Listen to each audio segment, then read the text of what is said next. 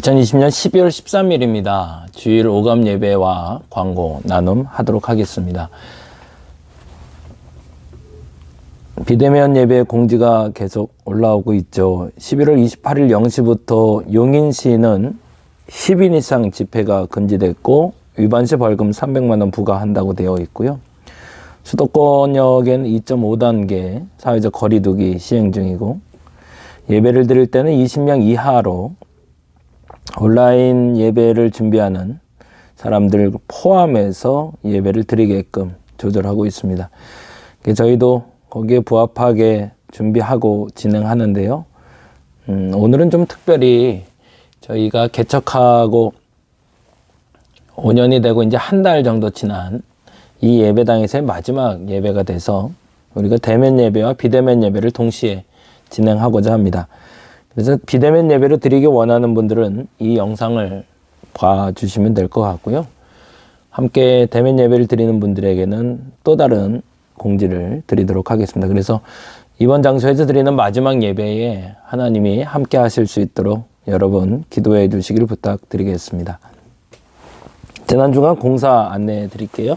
3차 추가 공사비 입금했고요. 바닥공사 잘 마무리돼서 인테리어 설비 들어오고 있습니다.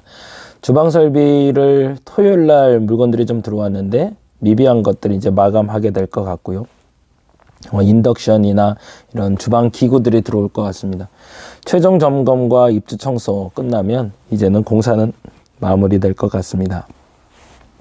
공공신학 사회적 목회라는 주제로 지난주부터 계속 말씀 나누고 있습니다. 오만정 목사님의 오빌교회 이야기를 중심으로 저희 교회에 적용할 것들, 그리고 우리 교회에 필요한 것들을 찾아보는 시간이고요. 이번 주까지 제가 그 교회 공공성에 관련된 이야기, 그래서 어떻게 교회 공간과 시간을 사용할 것인가를 말씀드린다면, 다음 주부터는 성경, 그리고 기도, 예배 등등의 이야기들, 실제적인 우리 교회에 나아갈 교회적인 역할에 대해서 이야기를 좀 나누도록 하겠습니다. 꼭 오빌교회 이 사회적 목회 유튜브에서 청취해 주시고 함께 나눠주시면 감사하겠습니다. 그리고 질문을 가지고 언제 한번 같이 나누는 시간 가지면 더욱더 좋을 듯 합니다. 앞서 말씀드린 대로 공사는 12월 14일 날 마무리가 되고요. 교회 이사는 12월 15일 날 진행됩니다. 첫 예배는 20일 날인데 역시나 비대면 예배 기간인지라 어떻게 될지 잘 모르겠습니다. 공지는 따로 드리도록 하고요. 25일 날은 김정성 목사님 오시기로 했는데 이 또한 역시나 아직은 사태를 쳐다보고 있는 상황입니다. 이후에 차후에 다시 공지 드리도록 하겠습니다. 말씀 묵상에 대해서 이제 다음 주에 본격적으로 얘기를 드릴 건데 굉장히 중요한 부분이라, 우리가 이제 그 언컨택트 시대라고 그러죠. 사람과 사람이 만날 수 없는 시대지만 하나님을 만날 수 있는 통로로 말씀 묵상의 길이 열려 있습니다. 그 이야기를 다음 주엔 좀 깊이 있게, 심도 깊게 나누고 시간과 공간을 넘어서 하나님이 어떻게 역사하시는지를 체험할 수 있는 소중한 시간 되었으면 좋겠습니다. 가정예배 계속 반복해서 말씀드리고 있죠. 가정예배에 필요한 요소들 어떤 것인지 역시 한 번 더 이야기하는 시간 갖도록 하겠습니다.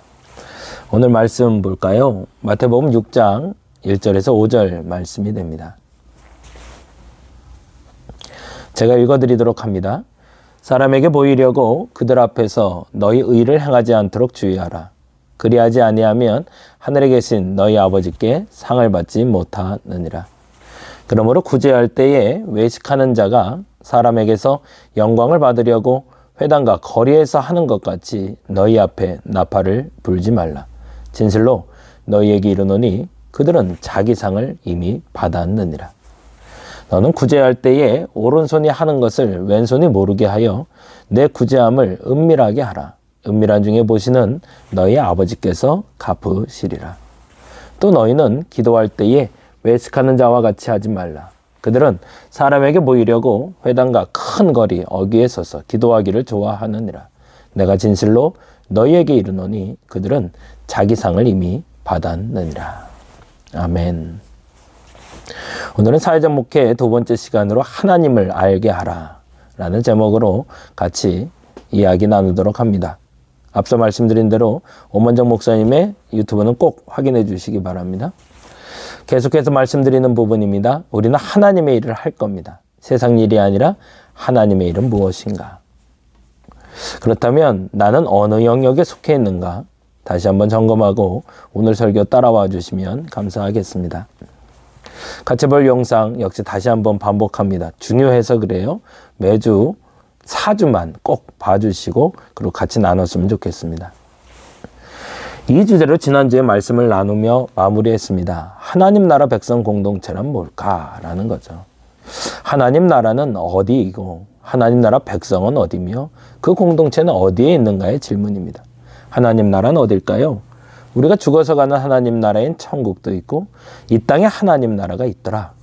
근데 이 땅에 하나님 나라는 교회인가? 아니더라.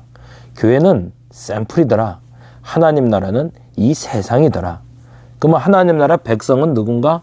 이 땅에 사는 모든 사람들이 하나님 나라 백성이 될 수 있다. 그러면 공동체는 뭘까?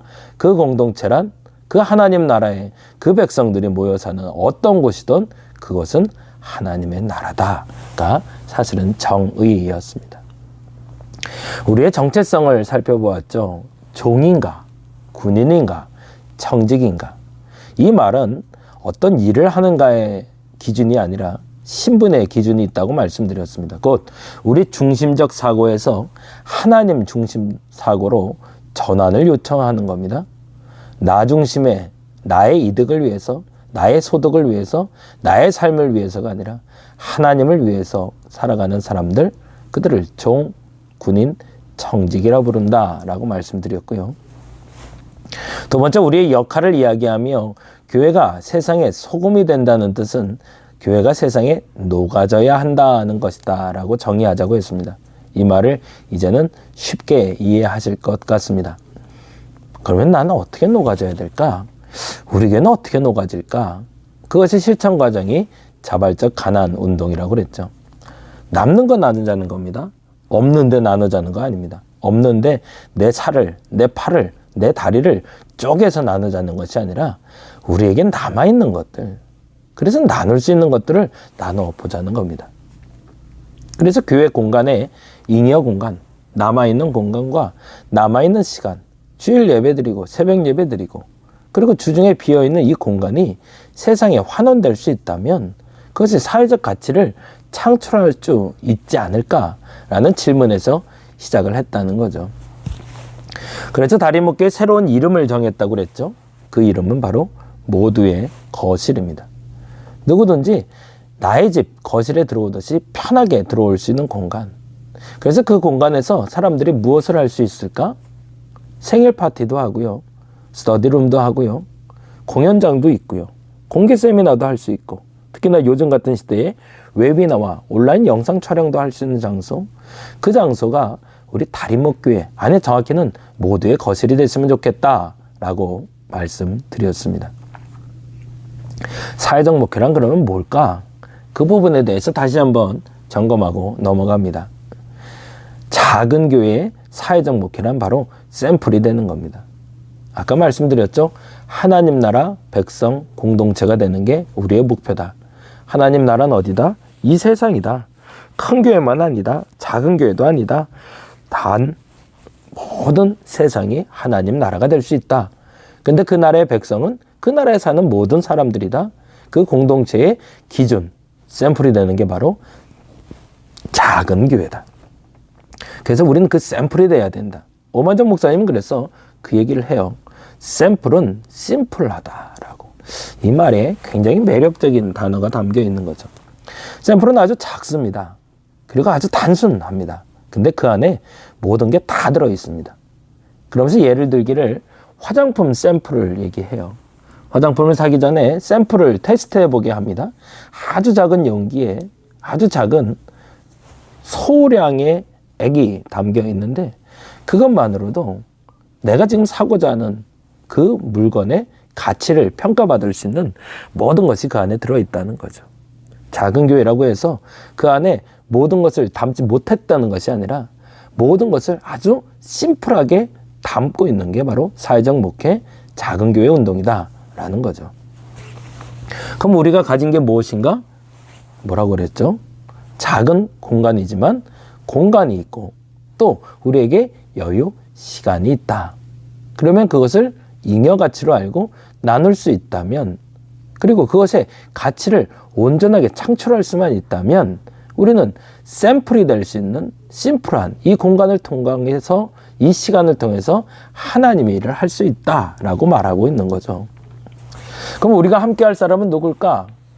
작은 교회다 보니까 그 기준은 공간이 작고 재정이 적고가 아니라 사람이 없다라는 말로 많이 얘기하거든요.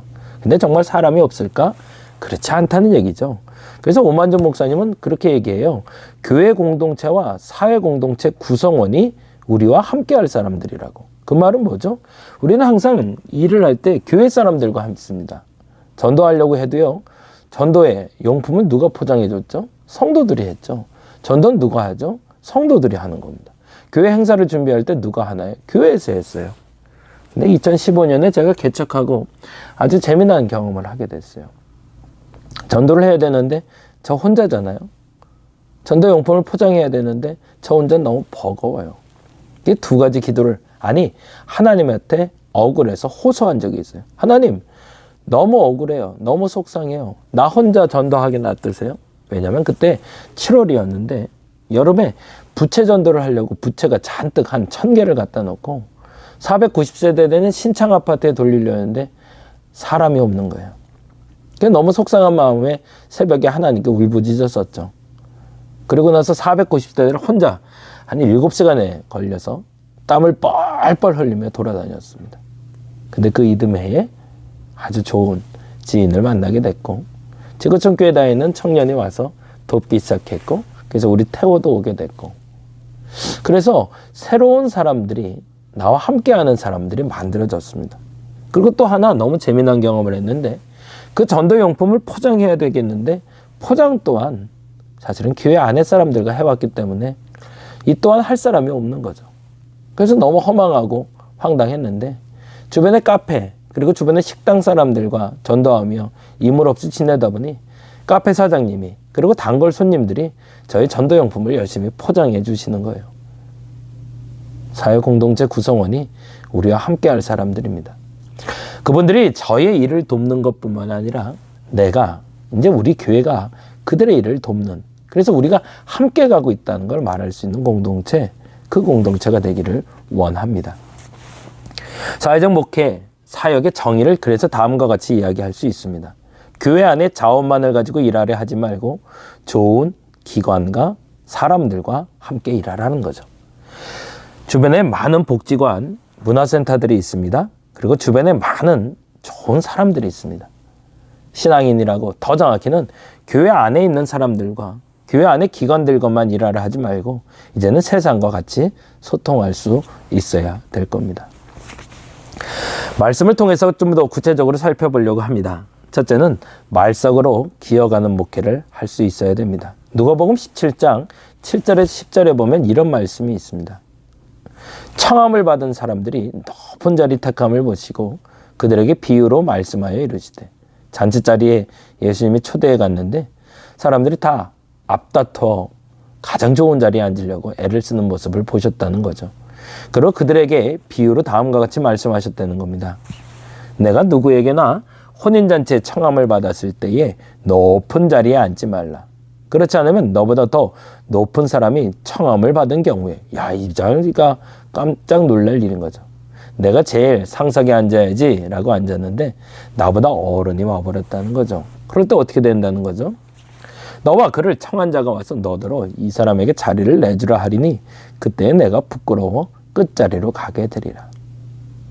그러면 어떻게 해야 될까?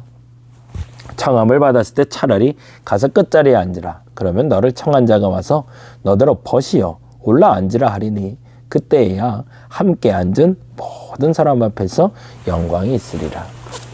이 얘기를 드리는 이유는 지금 한국교회가 서 있는 위치가 그렇다는 얘기입니다. 우린 상석에 앉아버릇했습니다. 지금까지 교회가 너무 많은 대우를 받아왔죠. 그래서 우리는 의당이 어딜 가든지 상석에 앉는 것이 익숙해져 있습니다. 그런데 성경은 얘기합니다. 이제 말석에 앉으라고. 이제 그 높은데 앉아서 세상을 관망하며 쳐다보지 말고 낮은 데서 세상을 바라보라고 성경은 이야기해주고 있습니다. 코로나가 우리를 바닥으로 내려보냈습니다. 바닥에서도 이 바닥이 없습니다. 이사를 준비하려고 했잖아요. 12월 15일 날로 날짜를 잡고 여기저기 전화를 해봤는데 황당한 이야기를 듣게 됐어요. 이삿짐을 옮겨야 되는데 이삿짐을 옮기는 직원들이 교회 이사는 안 하겠다고 한대요. 그래서 아예 책이 많아서 그러냐고. 그 인부 한두 명 더 오시면 되지 않겠냐고. 그랬더니 그분이 그래요. 돈 때문도 아니고 책 때문도 아니고 코로나의 발원지기 때문에 안 오겠대요. 그 말을 듣는데 마음이 참 안 좋더라고요. 그리고 끊고 나서 생각하니까 마음이 안 좋았던 저에 대해서 회개하게 됐습니다. 아, 이미 1년이 지나며 세상이 바라보는 교회의 눈빛은 그러하구나. 악의 속을, 죄악의 속을 누군가가 바라봤을 때 가기 싫은 곳, 그곳이 이미 교회가 되어버렸구나. 예배드리러 오라는 것도 아니라 돈 주고 이사한다는데도 안 오려는 교회. 우리는 너무 상석으로 올라가 있지 않았을까. 그래서 하나님이 말석으로 내리셨구나. 이제는 말석으로 내려가야겠구나 라는 생각을 하게 되었습니다. 왜요? 스스로 세우는 교회가 아니라 세상에서 세움 받는 교회가 되기 위해서입니다. 두 번째로 믿음의 은사로 일하는 목회를 할 수 있어야 됩니다. 마태복음 13장 31절에서 32절에 보면 이런 말씀이 있습니다. 옆에 있는 그림은 뭘까요? 겨자씨를 얘기하고 있습니다. 31절에 이렇게 돼 있어요. 또 비유를 들어 이르시되 천국은 마치 사람이 자기 밭에 갖다 심은 겨자씨 한 알 같으니. 무슨 얘기를 하고 싶은 거죠? 이는 모든 씨보다 작은 것이로되 자란 후에는 풀보다 커서 나무가 되며 공중의 새들이 와서 그 가지에 깃들 이느니라. 뭘 하자는 거죠? 우리의 기준이 어디에 있는가를 보자는 겁니다. 믿음은 작아 보입니다. 그런데 그 믿음이 큰 일을 이루어낼 겁니다. 저는 간증하는 간증이 하나가 있어요. 제가 일을 시작할 때마다 종잣돈이 되는 헌금이 있습니다. 2015년에 개척할 때 어느 장로님이 저에게 조용히 찾아와 카페에서 그 얘기를 하셨어요. 목사님 생각나서 왔다고. 그러면서 목사님 하면서 100만 원을 주고 가셨어요. 작은 돈 아니죠. 조심스럽게 5만 원짜리 20장이죠. 저에게 건네주고 가시며 꼭 필요한데 사용하십시오 라고 가셨어요. 그 돈이 종잣돈이 돼서 달인목교회가 만들어졌습니다. 이번에 이사를 준비하면서 여러 가지 고민을 했습니다. 7월부터. 그래서 10월에 개척하던 마음으로 다시 시작해야겠다 결정했는데 지금 막 옮기려는 그 자리에 곰탕집에서 저희 새벽 예배 나오시던 집사님 한 분을 만났어요. 근데 그 집사님이 저에게 조심스럽게 그러시는 거예요. 목사님, 마음 결정 내리면 얘기 주세요 라고. 그래서 그때부터 기도 편지를 그분에게도 보냈습니다. 그래서 이제 계약하려고 마음을 굳혔습니다가 아니라 준비 중에 있습니다 라고 했는데 참 재미나죠. 그분이 잘못 알아들으셨어요. 그래서 그 문자를 보내자마자 그날 바로 얼마를 보내셨을까요? 네, 딱 100만 원을 보내오셨습니다. 그리고 저에게 얘기하시더라고요. 목사님 계약금으로 사용하시라고. 그냥 아직 계획 안 했다고 기도 중이라고 그랬더니 아 그러셨냐고. 그러면 이미 보낸 거니까 시작하시라고. 겨자씨만한 돈입니다. 어찌 보면 지금 공사에 따르면. 근데 그 돈이 그 재정이 그 헌금이 지금 공사를 마무리할 수 있도록 도와줬습니다. 그리고 시작할 수 있는 마중물이 되어줬죠. 저는 믿음이 하나 있습니다. 그건 뭐냐면 하나님이 움직이시면 가능하다라는 겁니다. 자금이 마지막이 아니라 시작이 된다는 것을 저는 알기 때문에 그렇습니다. 여러분은 어떠신가요? 하나님이 움직인다는 건 사실은 엘리야의 종들이 7번을 산을 오르며 바라봤던 작은 손바닥만한 구름이 큰 폭우를 내려온 것처럼 우리에게 보이는 아주 작은 믿음의 결과물이 우리에게 큰 일을 이루어낼 줄을 믿는 것, 그것이 믿음의 은사입니다. 우리 교회는 아직 작습니다. 많이 모여야 30명, 40명까지 모여봤고요. 적게 모일 땐 지금 5-6명도 앉아 있습니다. 심지어는 새벽에 1명과 함께 예배드리는 경우도 많이 있습니다. 그런데 중요한 건 저는 믿음이 있다는 겁니다. 이 한 명이 그 수많은 사람들을 만들어낼 거라고, 지금 20명이 30명이 앞으로 더 큰 일을 이루어낼 거라고, 그 믿음이 없으면 사실은 사회적 목회 불가능합니다. 하나님이 하실 겁니다. 하나님께 심은 겨자씨가 큰 나무가 되어줄 것을 저는 믿습니다. 여러분이 그 믿음으로 함께 해주시길 바랍니다. 세 번째는 하나님 나라 상급이 있는 목회입니다. 오늘 본문 말씀이 되죠. 1절부터 보면 이렇게 되어 있습니다. 사람에게 보이려고 그들 앞에서 너희 의를 행하지 않도록 주의하라. 그리하지 아니하면 하늘에 계신 너희 아버지께 상을 받지 못하느니라. 사람에게 보이지 않으려고 조심하래요.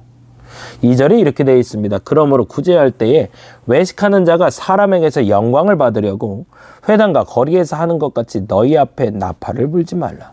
진실로 너희에게 이르노니 그들은 자기 상을 이미 받았느니라. 너는 구제할 때에 오른손이 하는 것을 왼손이 모르게 하여 내 구제함을 은밀하게 하라. 은밀한 중에 보시는 너희 아버지께서 갚으시리라. 또 너희는 기도할 때에 외식하는 자와 같이 하지 말라.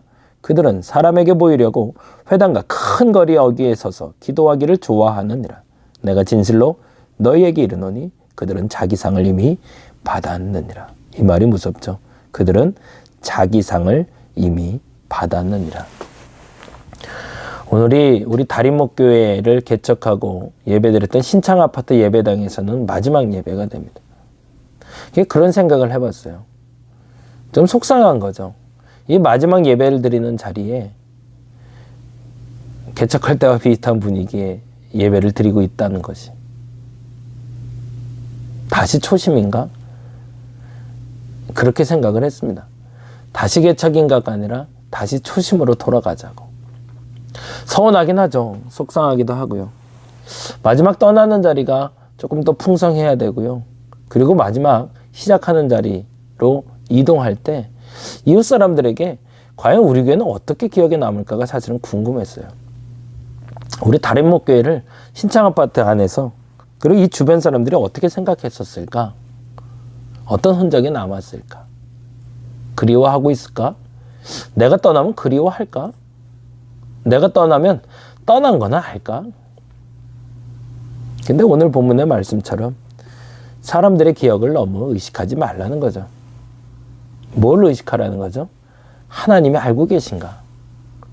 지난 5년 동안 우리의 사역을 하나님 알고 계실까?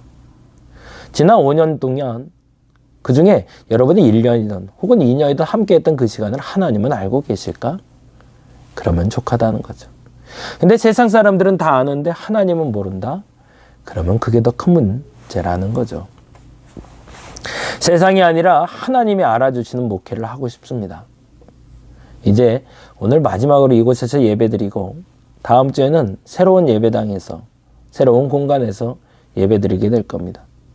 그곳에서 어떤 일이 벌어질지는 잘 모르겠습니다. 근데 한 가지 중요한 건 그곳에선 하나님이 알아주는 목회를 하고 싶습니다.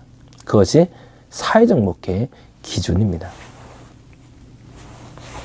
말적으로 기억하는 목회는 스스로 세우는 교회가 아니라 세상에서 세움받는 교회입니다.